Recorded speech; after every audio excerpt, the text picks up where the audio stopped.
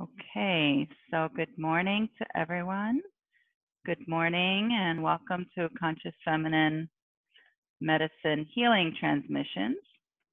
And today I want to start, and so my name is Dr. Leonor Murciano for those that don't know me. I want to start with a poem and just to kind of bring in and create the sacred space. I know there's a lot going on out there in our world, and as our world is a representation of really what's happening in our own hearts, there's a lot going on in our own hearts, and regardless of what's happening out there for each and every one of us, I'm sure there's things moving individually. So I've heard from a lot of people this week, last week, that things are really getting stirred up within, and we're being asked to take it to the next level. So there's a lot of intensity, there's a lot of adversity, and so I want to really allow us some space today to really presence that and to really nourish our hearts deeply so that we can continue to walk with whatever is presenting itself, and to be able to really sift and distill and receive the gift of what may seem to be challenging, may seem to be adversity, what may be represented in this intensity, and really be able to continue to walk and feel and receive the gift in our hearts. So to begin, I'd like to read a poem. This is actually the very first poem. I don't know, you could see it on the screen, it's probably backwards. The very first poem in my new book, in the Birth of the Conscious Feminine, New Era of Feminine Sovereignty. And I have something else prepared, but as always, it's very fluid. It's always connecting with the group heart, and then just seeing what arises. And I thought this was very poignant to where we are right now in this time of great change and great awakening. Okay, so just kind of, if you can, close your eyes to just kind of take it in and just let yourself feel it going straight into your heart. Awakening the conscious feminine. There is a new revolution that is happening within our hearts. It is the evolution of the feminine soul. The conscious feminine is being birthed within through every man, woman, and child on the planet, and within our very own earth. This conscious feminine is the new feminine, a new movement of feminism that upholds love as its core principle for every being on the planet. The conscious feminine begins with a shift in awareness, breaking through the 5,000 years of repression of the feminine, restoring the feminine within the masculine, the dark within the light, our body and our soul, our feeling and our intellect, evolving duality into unity. The conscious feminine gives rise to a new world, one that honors the sacredness of our being. She sees strength in our diversity and upholds social, spiritual, psychological, economical, and political equality for both men, women, and all sentient beings on our planet.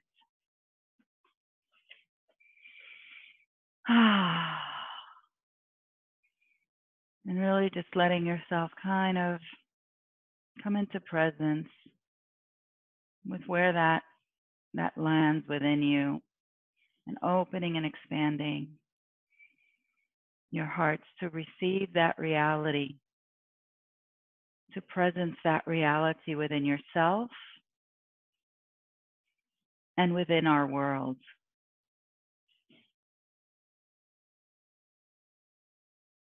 Because truly that's the reality that we're all yearning for. It's a reality in our world that is imbued with the quality of compassion, of Rahman, Rahim. And I could safely say that this is what we're all yearning for. And so as we know, for those of you here today, it begins with our hearts. It begins with our own walking, because our world is a reflection of our inner state. And so holding yourself and letting yourself and every single cell of your body open up to that compassion, to that unconditional compassion of the divine that allows us to move in mercy, that allows us to see each other in mercy, that allows us to treat each other in the utmost respect and in mercy and compassion. And then in the same way, really looking and exploring the relationship with ourselves and mercy, with ourselves and compassion, with our own minds, with our own actions, with our own hearts, and how we're speaking to ourselves when we don't meet our own expectations, how we're treating ourselves day to day to meet those expectations.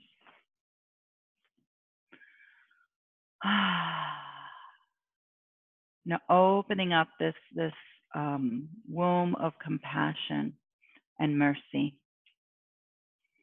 And then really having the discipline to hold ourselves to receiving that mercy in between all these other expectations, all these other roles that we play, actions, thoughts.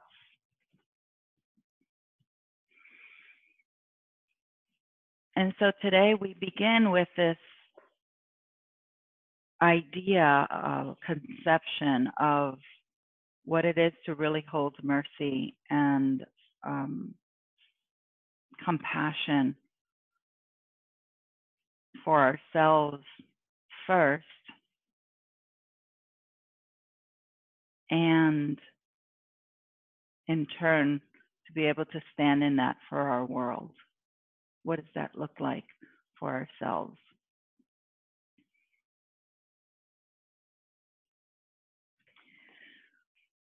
And so I actually want to read a little piece around suffering,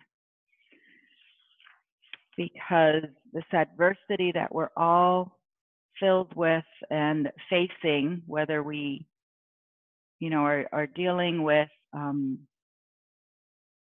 our restrictions and our awareness around the COVID-19 and our own personal feelings of how we're interacting with the outer world and how we're holding that within our own hearts and, restrictions or etc., even fear for our own lives, if that's come into play in your own psyche. And then, of course, all of the injustices that have been come to our awareness again in the last month or so in our outer world, with the topic of Black Lives Matter, but also with really the injustices as a whole. and how we each relate to that and where our hearts are sitting with that. And so, it seems that this topic of suffering and adversity is really in our face, as we may say. We can't escape it. And so how do we hold a world, a concept, or an ideology even of a loving divine, of a great mother divine, of source, Allah, oneness, that is peaceful and loving and compassionate and mercy, and still make room for our suffering, still make room for our adversity? How do we come to terms with those seemingly two things that are at each at the end of the spectrum? And so it's really important, in my opinion, to weave these things together and really sit in the place where we get stuck, where we get hurt, where we get hopeless, where we feel pain, when we're looking and we don't see the mercy, we don't feel the mercy, we don't feel the love, the compassion. And how do we nourish our hearts in that place? How do we continue with our faith? How do we continue to believe in that unconditional love so that we can live from that place?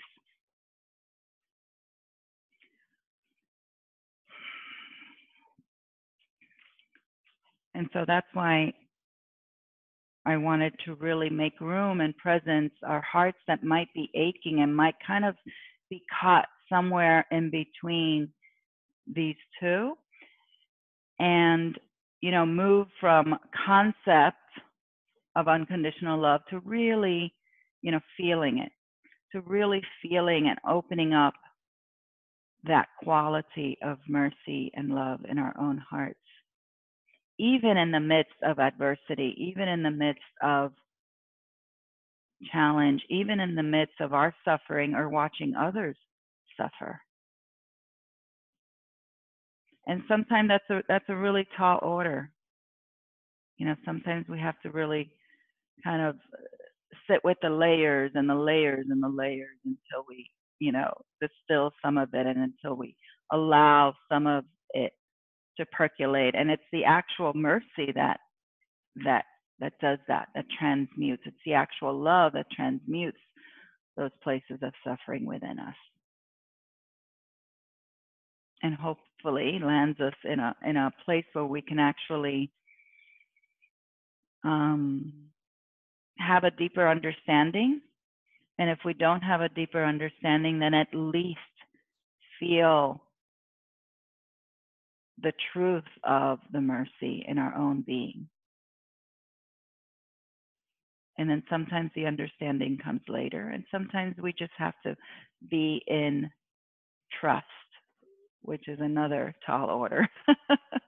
Because we're never gonna, at least from my perspective, that my one opinion, that we're not gonna have all of the understanding that we need to really see these pieces of,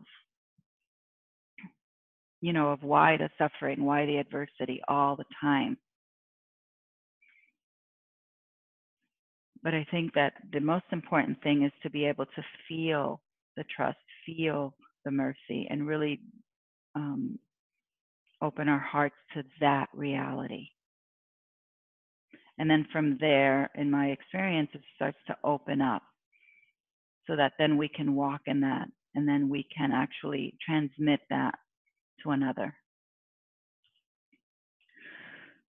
So I want to read just a couple of paragraphs of suffering and then really go into our inner process today of really moving through some of those layers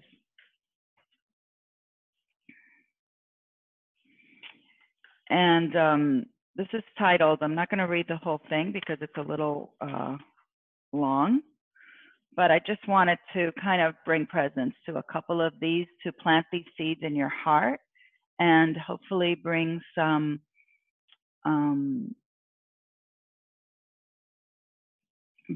ease if you are stuck in witnessing or experiencing the suffering and adversity in our world, or both. Okay, so I'm just going to begin. Might seem a little choppy because I'm kind of just extracting. But see how this lands in your heart. My relationship with suffering has deepened in the last 30 years as I've committed myself to transformation both in my personal life and professionally with my patients. And as revealed by spiritual truths, I discovered that suffering is a paradox.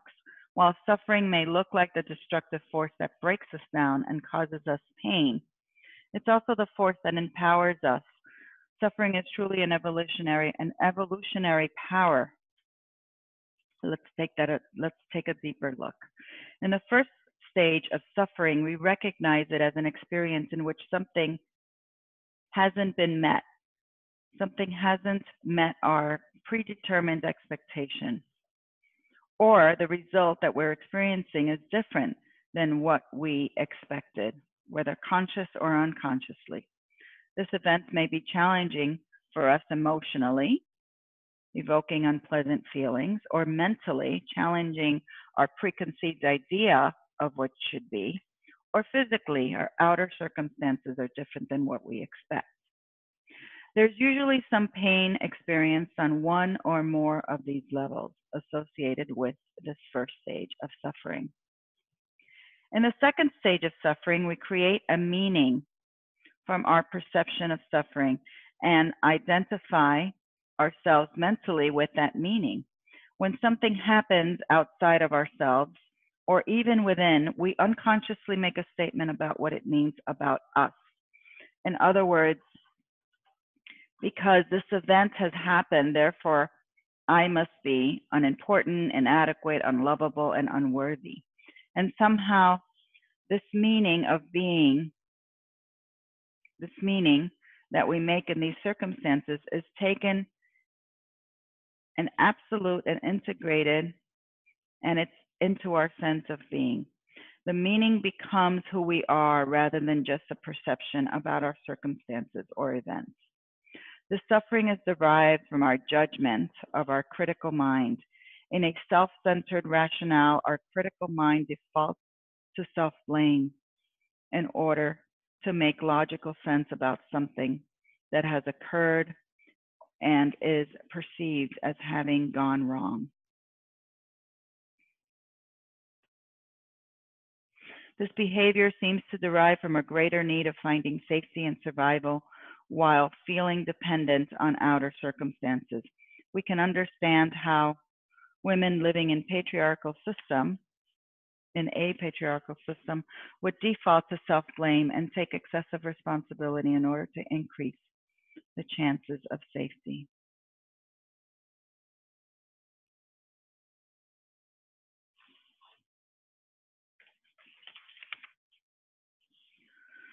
What if the suffering was there instead to evolve us, perhaps to show us what limitations we have identified with, and to challenge our thoughts, our labels, and the limiting mental construct we experience ourselves through?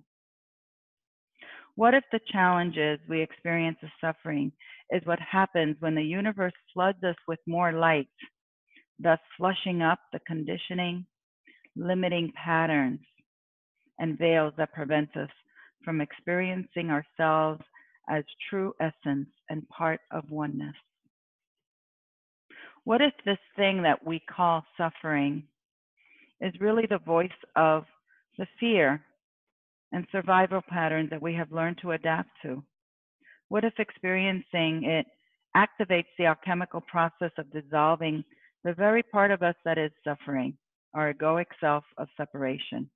allowing us to merge with the essence of oneness that is the ground of all creation, including ourselves.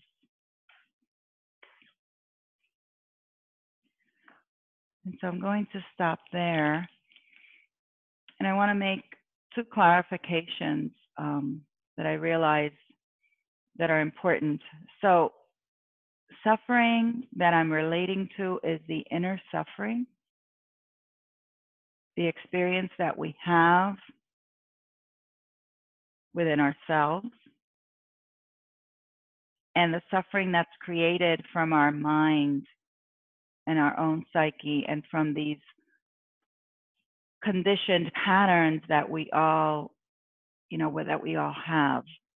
It's the suffering that happens when adversity comes up in our lives, and then it's kind of like what we do with it. I'm not talking about the suffering that happens outside of our lives or to others, or also what we've seen in terms of injustice outside of ourselves. So I want to make that clarification, because there are injustices that happen and that we must, or that we feel moved to act, and that we feel moved to uphold a different level of justice and mercy and compassion in those situations. And that is absolutely necessary for change. And so the suffering that I'm speaking to in this moment is the suffering when we see all of those challenges and adversity, and then we come into our hearts. And it's the suffering that we may live with day to day to day in our own hearts. Perhaps when we see the adversity in our lives or in the lives of others. And it's really moving from this place of suffering to, again, this quality and this truth of unconditional love and mercy. Yeah. And somewhere in between there, we might get lost into, as our feelings come up, as these patterns come up, of these patterns of grief and sadness and hopelessness, we might get stuck in feeling like we are victims. We might get stuck in feeling like we are hopeless, or like we, in self-blame. And so I know it's very easy to do that. I know it's very easy, because as our patterns come up,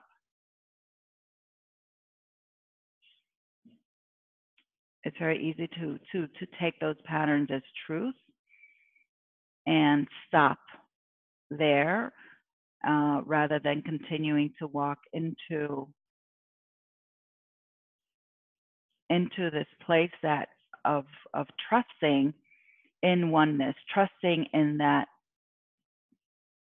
sense of unconditional love, of that great mother, in that ideology that that it's all happening for our own growth out of love. It's easy to get lost in between, in these in-between stages, because we don't have the understanding. And I know for myself, I've needed always the understanding. I used to always seek the understanding. And, when we start to really open up to the real love, the essence of love, the essence of the divine, it's possible, and I know all of you on this call know this, or you wouldn't really be here, but it's possible to actually feel the love, feel held, feel contained, feel that container, feel that trust, feel the safety without having the understanding. And I think that we're all on some level being asked that, you know, in all of this huge great awakening that's happening in this time of great awakening, which comes with a time of adversity because everything is getting shaken up and broken down and deconstructed. And so we can't always have, you know, we can't always know. And I know I've said that now ad nauseum, but it's really central to me personally, and to, you know, and I think that's the thread we, you know, as we see these changes, instead of, you know, I know a lot of us say, okay, well, you know,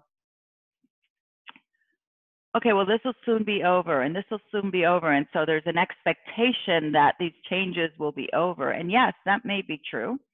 I don't know, but it may not be true. You know, we may go from COVID to injustice to the next one, to the next one. It sure feels that that's the wave. And so how can we ride that wave rather than kind of waiting for it to stop? Because it may not stop. And the truth is that you have access to the truth within you. And that truth is that unconditional love of the divine. Because we're divine beings and we're human. We also have our human limited capacity, but we have that divinity, that sacredness within. And so how can we continue to ride that wave and be anchored in that truth so that we could be in the not knowing, which I talk about a lot in, you know, in my personal sessions. You know, it's like we have to go through that threshold of not knowing. And sometimes, you know, it's almost like we're being held there now for longer than a day or a minute or a month. You know, it's almost like, you know, and can we trust in that space of not knowing when we're being held there even longer than is comfortable? Even for those of us that have been on a spiritual path for a very long time. Yeah. So let's just take all that in. I think I've said enough. Sometimes I start with, I really don't know what to say today, and then I can't stop talking. Let's just take it all in. And let's just do just a couple of minutes. We're not going to do anything ritualized. I just want us to bring our hands to our hearts. I'm going to do an invocation.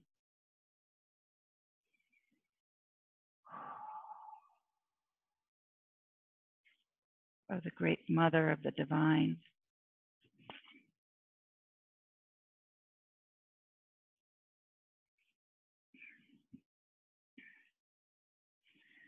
And just allow yourself to really connect with your breath and notice your breath. I want you to notice the rhythm of your breath as you are also noticing your heart space, your heart chakra.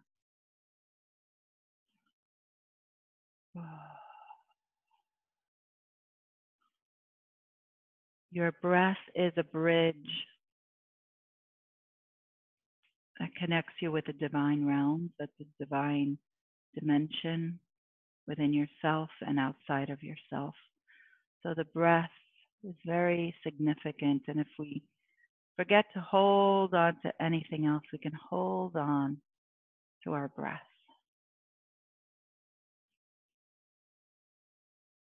Because in our breath, we realize that we are being breathed. We are being sustained.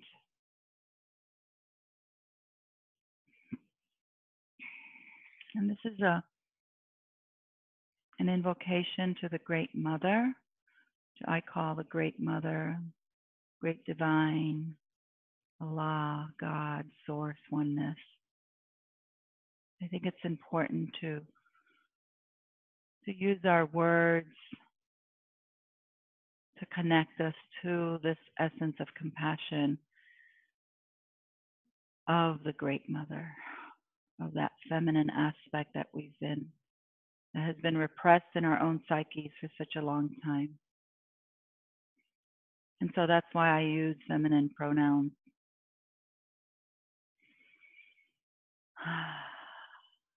I bow my head, heart, and womb to you. For you are the creatrix and the created. From your womb, the 10,000 things are born.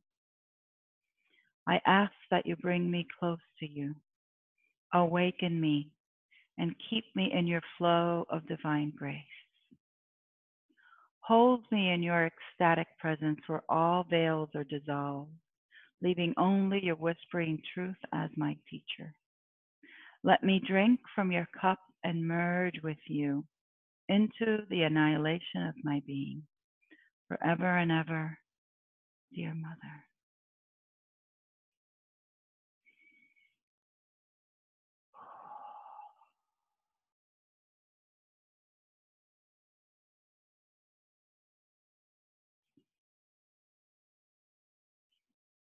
Beautiful. And so just allow yourself to feel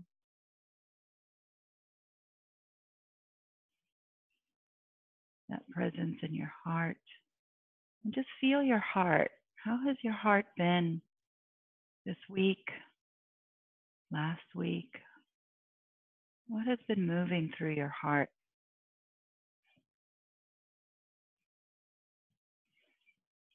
What are some of the emotions that you've been noticing or that you notice in this moment? How has this landed, all of these events outside of you or even in your own personal life or both?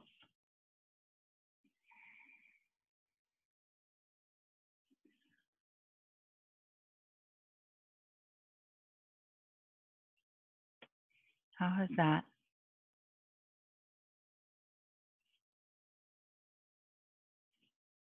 landed for you this week in your heart? What is your heart thirsty for?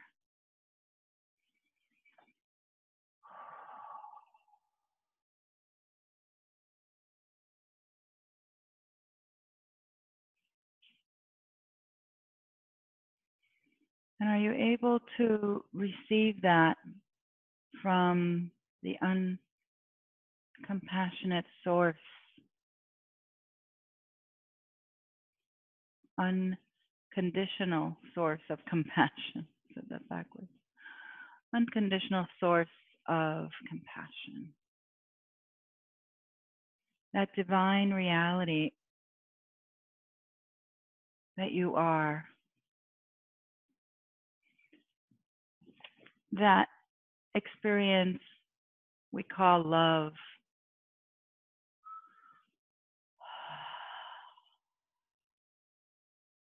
Is your heart able to open up to that reality of love right here in the messiness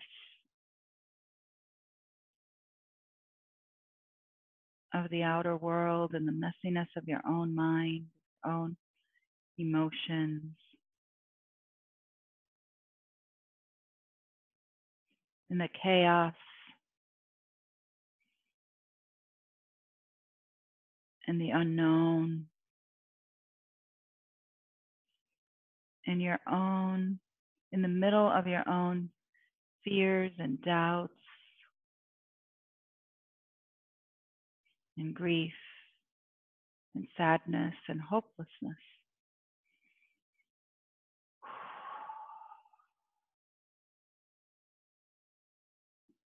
Are you able to expand your heart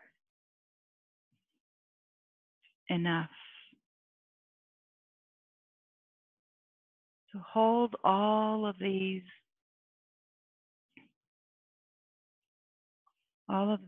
emotional states, not making any of it wrong.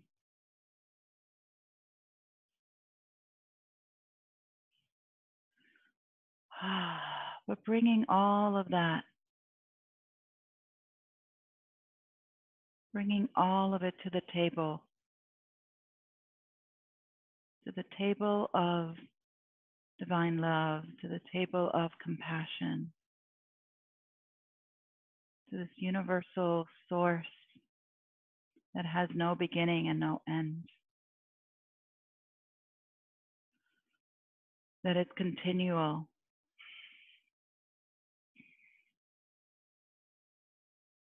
Can we expand our hearts even more into our souls, expanding even more so that we may feel and touch the secret place of unending love.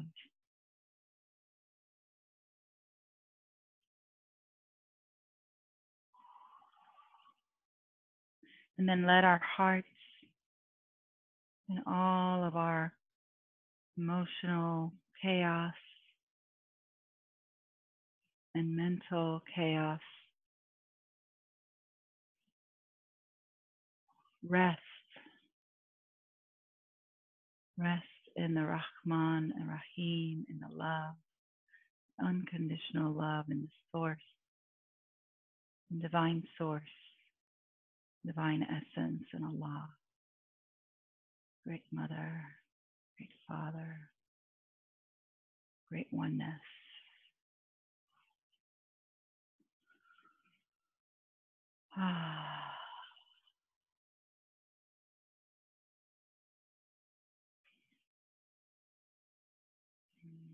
And just have a couple of minutes here inviting, regardless of where you are in your emotional body, in your mental body, inviting divine frequency of Rahman,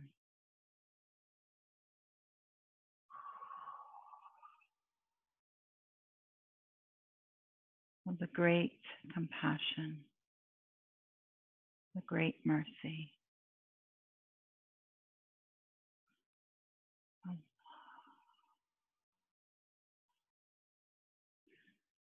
And if it feels comfortable and it resonates, let's bring in the chant of making our breath audible and exhaling with the ah sound of Allah. Allah. Ah. Knowing that through this sound, we open up our hearts to invite the great compassion and mercy and love. Ah. Ah.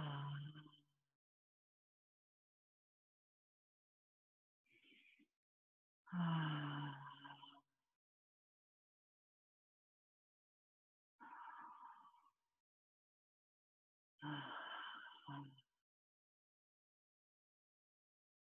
Becoming aware of our breath, breathing in through our nose and out through our mouth. This is the water breath that connects us to the water element. Breathing in through our nose, out through our mouth.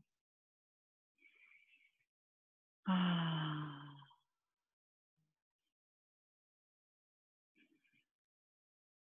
Ah.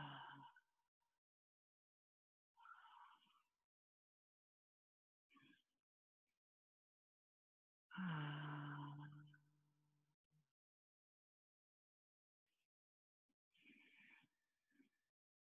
And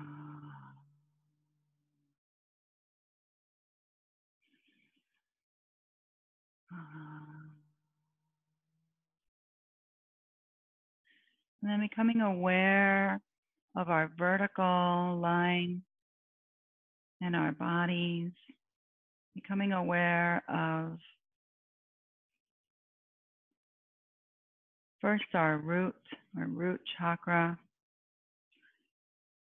where we're sitting, becoming aware of that, of our sitting bones.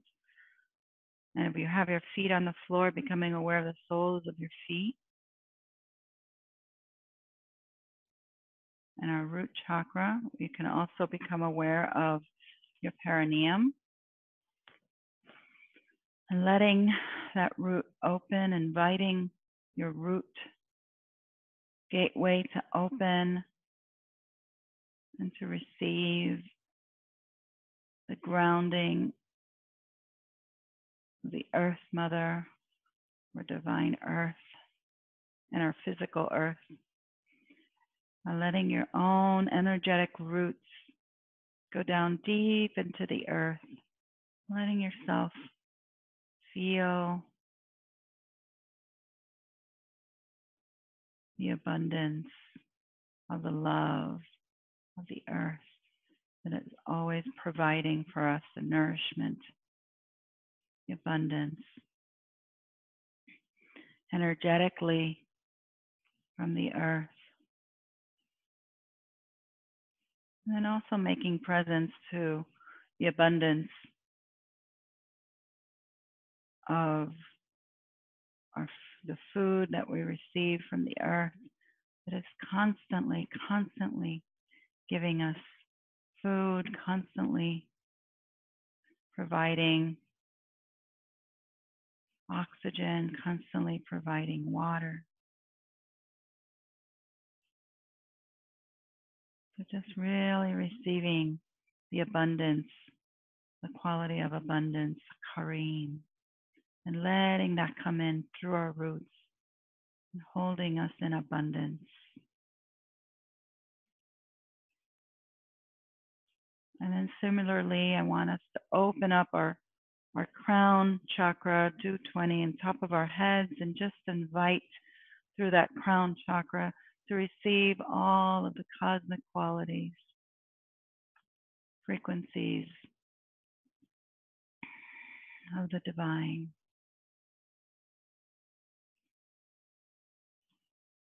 We may know them as universal qualities, cosmic frequencies, as we open up to the cosmic mother.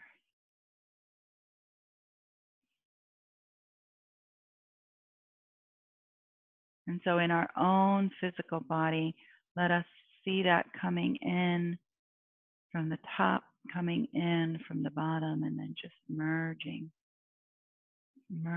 with those frequencies. And our physical body is a sacred temple of this vessel, receiving,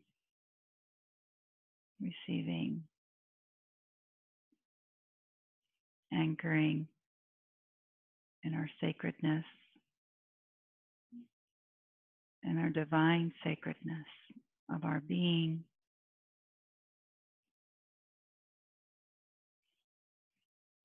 And letting that sacredness, awakening to that sacredness in each and every cell of our physical form of our body.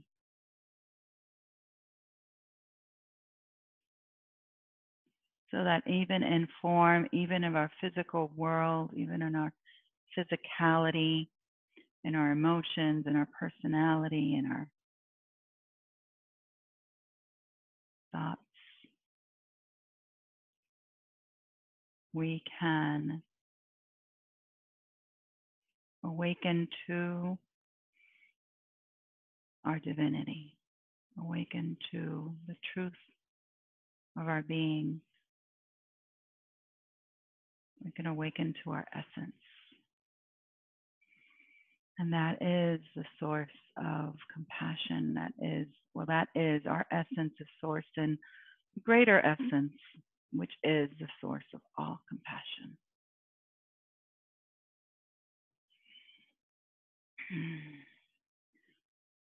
That is a place we can anchor and merge with divinity.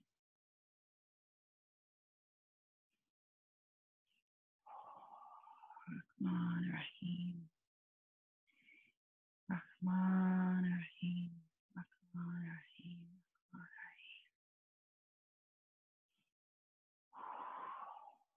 Rahman Rahim. Rahman Rahim. And so if we can see the suffering that we experience in our own psyches, our own patterns, our own limitations,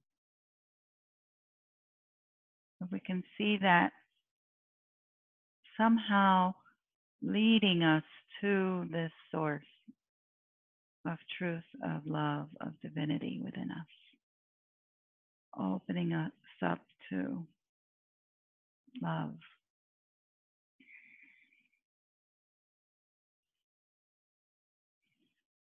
Rahman Rahim. As we invite the qualities of Rahman Rahim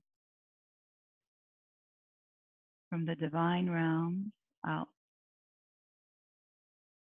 that may seem outside of ourselves in, and letting them activate our own jewel, places in our secret of Rahman Rahim,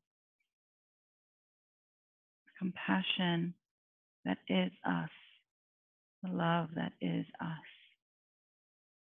So as we can experience ourselves as love.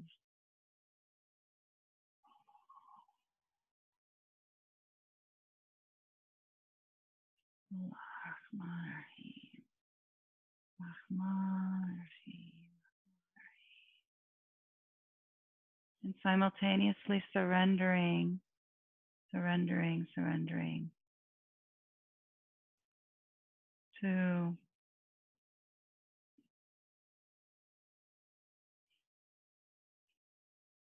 to the divine realm, to the divine essence, to the divine oneness.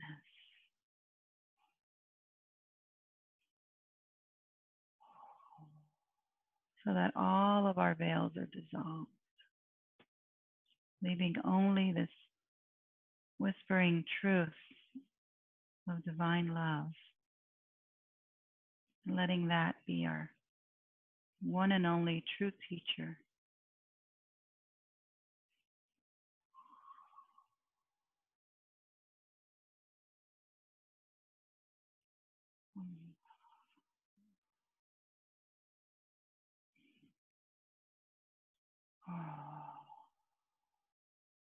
And I just noticing, witnessing what's moving through us, surrendering everything into that place of love, into that divine dimension.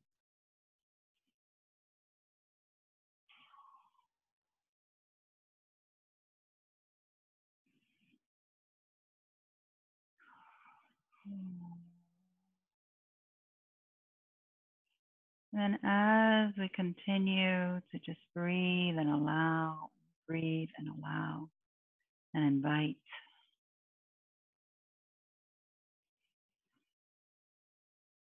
noticing the rhythm of our breath, our inhale and our exhale.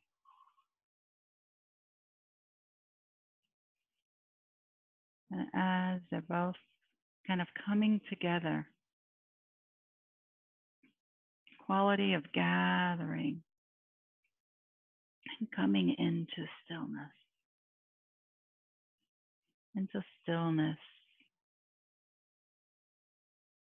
place of stillness within our own heart.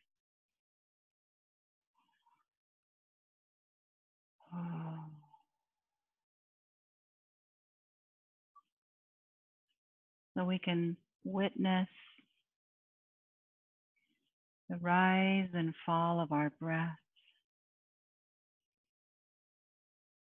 and moving past that right into stillness so that you can anchor in that stillness,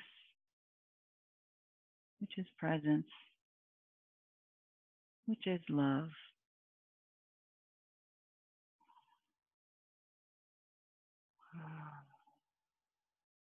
Rahman Rahim.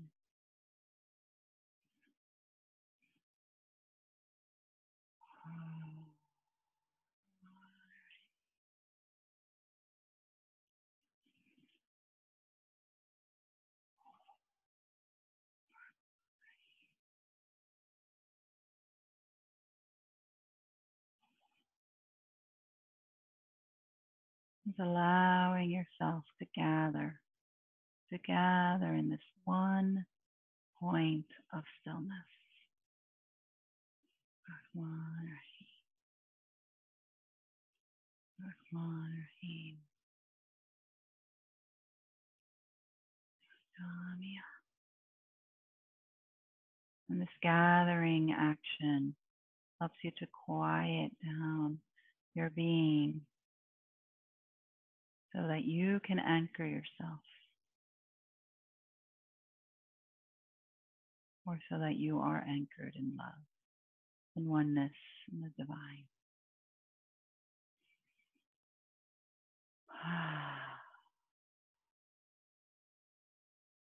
And that's the quality of Jamya.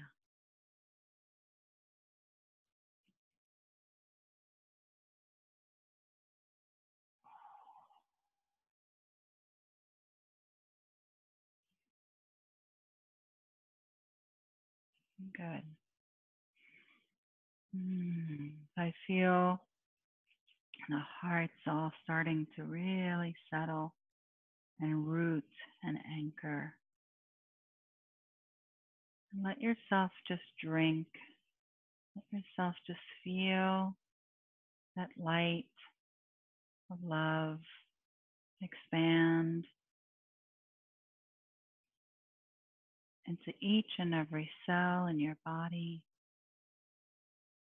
That stillness, that presence.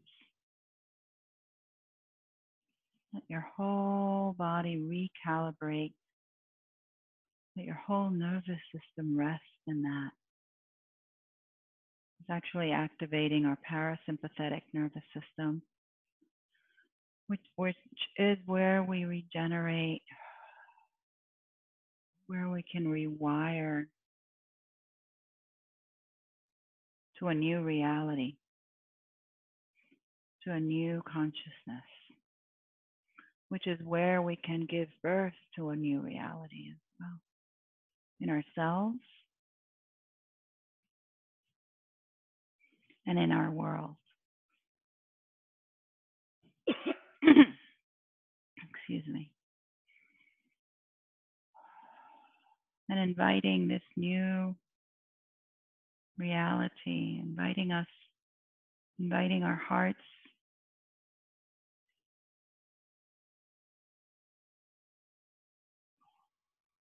to give birth to a new reality of love,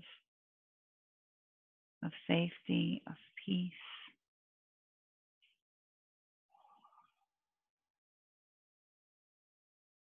of ease, of justice, and of joy.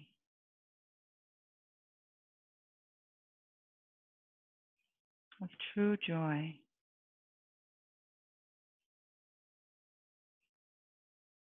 Where we can feel the joy of being alive, high, joy of living, being alive in a way where we feel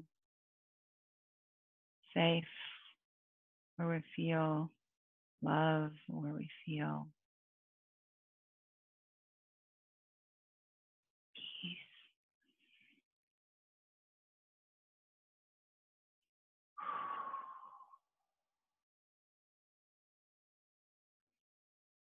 And so when we're connected in this place of stillness, when we're connected to our essence and to greater essence, the source, we can then spend a few minutes envisioning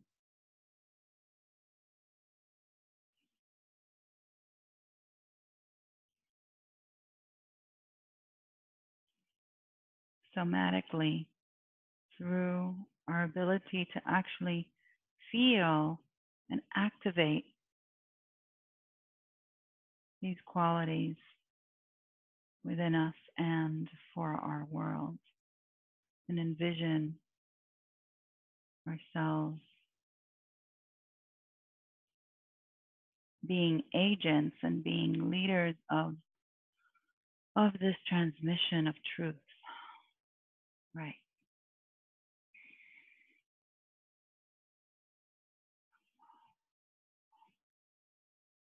Really anchoring in this stillness and really letting ourselves drink as much as we need, expanding in that love.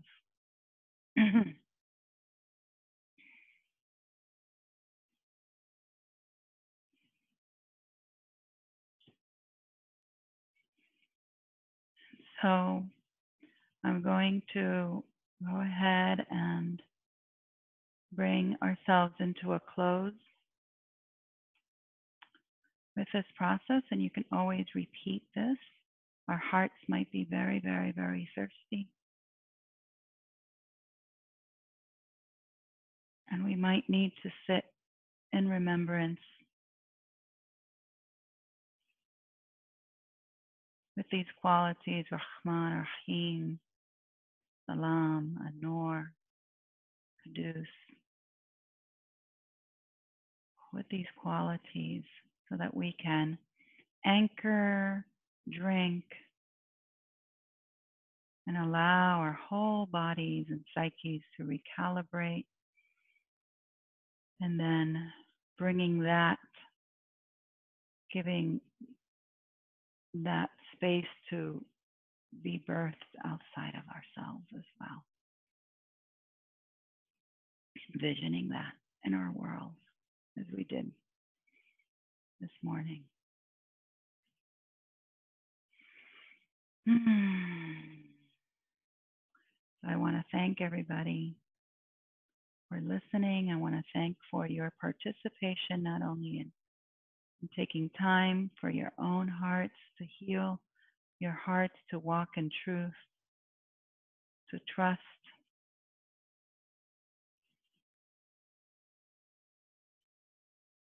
divinity, to trust yourselves, to be anchored in your divinity, and to transmit that out there. Thank you. Peace. And